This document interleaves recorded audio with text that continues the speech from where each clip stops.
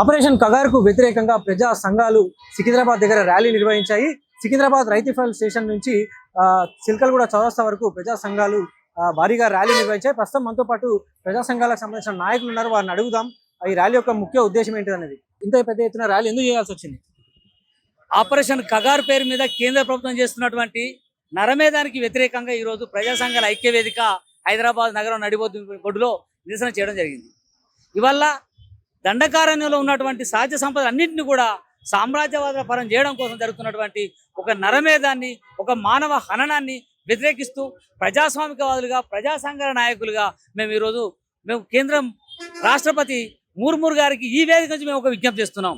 ఏ రాజ్యాంగం మీద అయితే అమిత్ షా, మోడీలు ప్రమాణం చేసి ఇవాళ కేంద్రంలో పాలన సాగిస్తుండ్రో ఆ రాజ్యాంగాన్ని అవాస్పాలు చేస్తున్నటువంటి, ఆ రాజ్యాంగంలోని జీవించే హక్కును హరిస్తున్నటువంటి ఈ చర్యను మేము ఖండిస్తూ వారిని కేంద్ర ప్రభుత్వం నుంచి తక్షణమే బర్తరఫ్ చేయాలని చెప్పి మేము డిమాండ్ చేస్తున్నాం.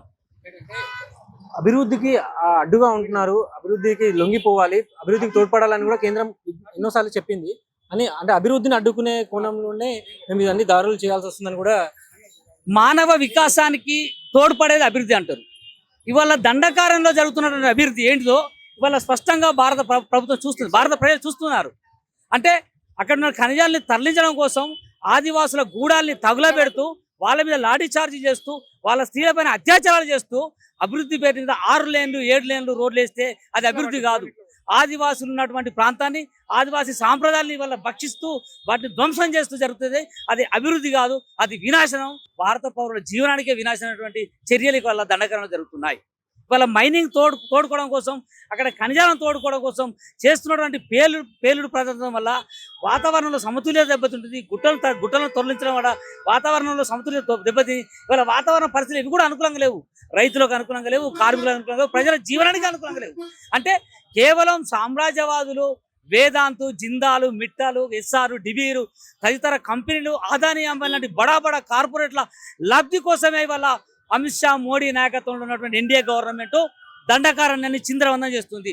ఆ దండకారణ్యం సహజ సంపదను అడ్డుకోవడం కోసం, ఆ సహజ సంపద ఆదివాసులను చాటి చెప్పిన సిపిఐ మావోయిస్టు పార్టీని పూర్తిగా తుదముట్టడం కోసం డెడ్ లైన్లు పెట్టి లొంగిపోండి లేదా చావండి అని చెప్పేసి రాచరికపు ఆనవాళ్ళని వాళ్ళు చూపిస్తున్నారు. ఇవాళ భారత రాజ్యాంగంలో ఆర్టికల్ 5 ఏం చెప్తుందంటే మనిషికి జీవించే హక్కు ఉండాలంటుంది, మనిషికి భావస్వేచ్ఛ ఉండాలంటుంది, మనిషి స్వేచ్ఛా స్వాతంత్రాన్ని హరించేటువంటి ఈ చర్యల్ని, ఇది ఒక బ్రిటిష్ పాలన మించినటువంటి ఈ రాచరిక వ్యవస్థ ఎన్నాళ్ళు కొనసాగదని ప్రజలు చైతన్యమై ఇప్పటికి కూడా తిరుగుబాట్లు జరుగుతాయి.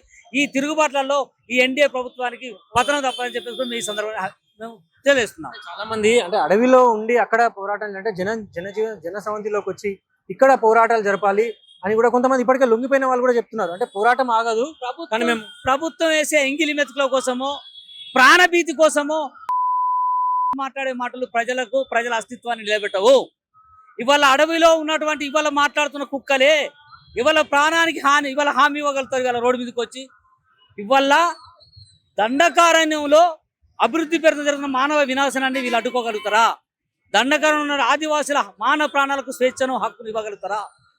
కేవలం ప్రభుత్వ సన్నిధానంలో వీళ్ళంతా పాదకాంతరయ్యారు. మావోయిస్టు పార్టీ లొంగిపోయినంత మాత్రాన మనకి రాజకీయాలు లేక లొంగిపోతే మాకు అభ్యంతరం లేదు. ఆ రాజకీయాలు తప్పు అని వీడు అంటుండ్రు. మరి ఎట్లా ఒప్పో ఇక్కడ ప్రూవ్ చేసుకోవాలి. కానీ అడవులు ఉండడం కాదు. పార్టీకి కొన్ని ఎత్తుగడలు ఉంటాయి, కొన్ని పందా ఉంటుంది, కొన్ని లైన్లు ఉంటాయి, కొన్ని విధానాలు ఉంటాయి. ఆ విధానంలో భాగంగా మావోయిస్టులు అడవులు ఉంటారు కావచ్చు. నీ సొమ్మే, నీకు సాధకపోతే ఇంటికి రా. కానీ నువ్వు ఇవాళ ప్రభుత్వం సంకలది వచ్చి వాళ్ళు వేసే ఎంగిలి మెతుకులు తినుకుంటా ఇవాళ పార్టీ కాలం చెల్లింది. ఆ రాజకీయ అరే నీకన్నా ముందు హిట్లరే పీకిండు, నువ్వు ఉట్టిగా ప్రజల స్థానాన్ని రెచ్చగొడుతున్నారు. ఇవాళ మావోయిస్టు పార్టీలో పనిచేసి లొంగిపోయిన మేధావులు. నిన్న నువ్వు మావోయిస్టు పార్టీ కోటలు ఉన్నప్పుడు నిన్ను వీరుడు శూరుడు అన్నాం, ఇవాళ చీ అంటున్నాం. అయినా సిగ్గుశరం రావట్లేదా? ఇవాళ మోడీ అంశాలు ఆడుతున్న ఆటలో మీరు పావులుగా మారి ఇవాళ భారత పౌరులను మీరు చంపుతున్నారు. అసలు బ్రాహ్మణవాద భావజాలాన్ని మోయడం కోసం బ్రాహ్మణవాద భావజాలాన్ని ఆర్ఎస్ఎస్ సంఘ పరివార్ ముసుగులో ఎస్టాబ్లిష్ చేసే శక్తులకు వీళ్ళు తోడ్పడుతున్నారు. మావోయిస్టు పార్టీలు అవాకు చౌకులు వెళ్తున్నారు. మావోయిస్టు పార్టీలో తప్పుంటే మీ కూర్చుని మీరు మాట్లాడుకోవాల్సింది. కానీ ఆదివాసులు ఏం పాపం చేశారు? వాళ్ళ ఆదివాసులు ఈ దేశం మూలవాసులు. వాళ్ళు తరతరాలుగా అడవిలో జీవిస్తున్న వాళ్ళను వాళ్ళ అడవికి పరాయవాళ్ళని చేయడం కోసం కదా గుట్టల్ని ధ్వంసం చేయడం, ఖనిజాలని తవ్వడం. ఈ ఖనిజాలు ఎవరి కోసం తవ్వుతున్నావు? ఖనిజాల తరలింపు కోసమే 6 రోడ్లు లేన్లు ఎత్తున్నాయి తప్ప ఆదివాసుల అభివృద్ధి కోసం కాదనేది కూడా మీరు స్పష్టం చేస్తూ భారత రాష్ట్ర ప్రభుత్వం, భారత రాష్ట్రపతి తక్షణమే అమిత్ షాను కేంద్ర ప్రభుత్వం నుంచి బర్తరఫ్ చేయాలి. భారత న్యాయస్థానం, సుప్రీంకోర్టు అత్యున్నత న్యాయస్థానం సుమోటగా అమిత్ షా వ్యాఖ్యలను సుమోటగా తీసుకొని 103 సెక్షన్ ప్రకారం అరెస్ట్ చేసి విచారించి శిక్షించాలని చెప్పి మేము డిమాండ్ చేస్తున్నాం. మొదలైనప్పటి నుంచి ఇప్పటి వరకు వందల మంది మావోయిస్టులు చనిపోయారు ఎన్కౌంటర్లో. అంటే తుది దశకు చేరుకుంది అనుకోవచ్చా? ఇంకా పోరాటం కొనసాగుతూనే ఉంటుంది. మహత్తరమైనటువంటి శ్రీకాకుళ రైతాంగ పోరాటం, అట్లాగే గోదావరిలో ప్రతిఘటన పోరాటం, అట్లాగే గోదావరి పోరాటాలు, అట్లాగే నక్సల్బరి పోరాటాలు కూడా ఉవ్వెత్తున లేచాయి, కిందికి వచ్చాయి. ఉద్యమాలల్లో అప్ డౌన్స్ ఉంటాయి. ఇవాళ మావోయిస్టుల 4 కుక్కలు భారత ప్రభుత్వం ముందు మోకరిల్లిన మాత్రాన ఆ ఉద్యమం పోయిందని ఎట్లా అనుకుంటాం?